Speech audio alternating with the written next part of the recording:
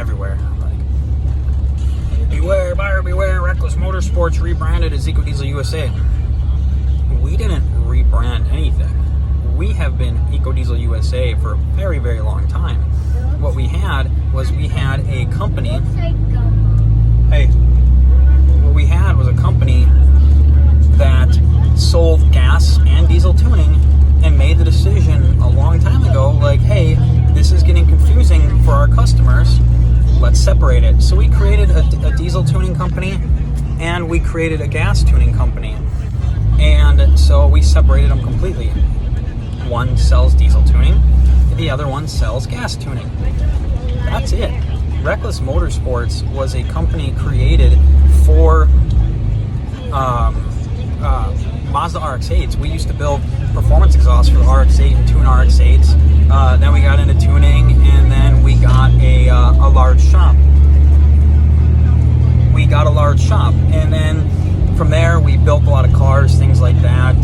Built hundreds of cars. Tuned thousands of vehicles out of the shop. And we had a couple bad customers. We had a customer out of Wisconsin who we tuned his Hellcat for $200 and just to help him out. I got videos every time that we finished tuning his car. He flat-footed it every time. He literally started it up, punched it immediately. Well, needless to say, his car didn't last very long, driving it like an asshole. So he blew his motor up and he blamed us. That's just a laughing matter there.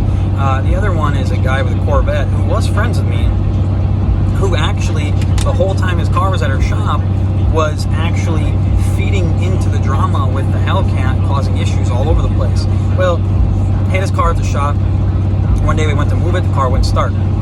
So I texted him, I said, hey, I don't know what's going on with your car, but for some reason it's not running. Don't worry, whatever it is, we'll take care of it. If it's a bad motor, I'll put a new motor in it. It doesn't matter what it is, we'll take care of it. And so, forward a little bit, he's like, hey, like I need to get my car back, like what's the timeline going? And I said, I gotta find out. We closed our shop, we're making a couple changes, and I have one of my technicians from my shop that owns another shop doing the work still. And I'll let you know as soon as I find out what's wrong with the motor, because if I gotta replace the motor, it's gonna take a little bit longer. Well, he got mad, called his car in stolen, caused a bunch of issues, and that was it. We left the car exactly how it was because it got impounded. And now he's like trying to blame us, like, oh, this stuff's wrong with my car. Look, dude, we told you we'll take care of everything, but you freaked out and took your car from the shop. Like, why would I continue to work on something after you got it impounded and made a big deal on Facebook? Needless to say, you got all these companies causing all this drama on Facebook, especially this ecodiesel Canada crap. You got Chris Munro, or however you pronounce it, who doesn't know anything about ecodiesels or tuning at all. He's literally a salesperson that all he does is go out and cause drama. You have Martin Renault, who is the tuner at the Canadian ecodiesel company, who actually buys a lot of his stuff from a third party. Doesn't do 100% of his tuning. He has the advertisements on his website for the company. I'm trying to remember the name of the company. It was like Easy Maps or Map Tuning or whatever. It's a big company. It's the same one that SFT uses. Weird. It's a wonder why their tunes look the same. Last but not least, you have Keith.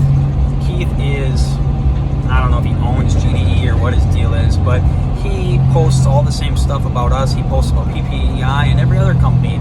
It's literally a revolving door with him. And I don't know if he's just mad because he got in trouble and he's got to do garbage compliant tuning or what it is. Or maybe he's mad because we're constantly getting customers from him.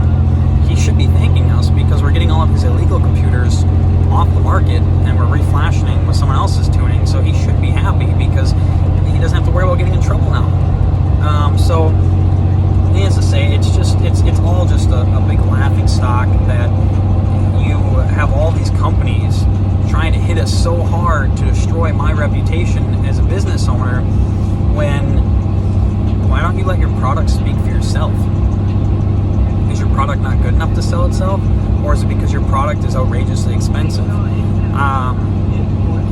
I just don't know what it is, and I really hope the best for them, because every time they make a big post causing a whole bunch of drama, my sales go up, because people don't want to deal with a company that goes online and drags everyone else through the mud.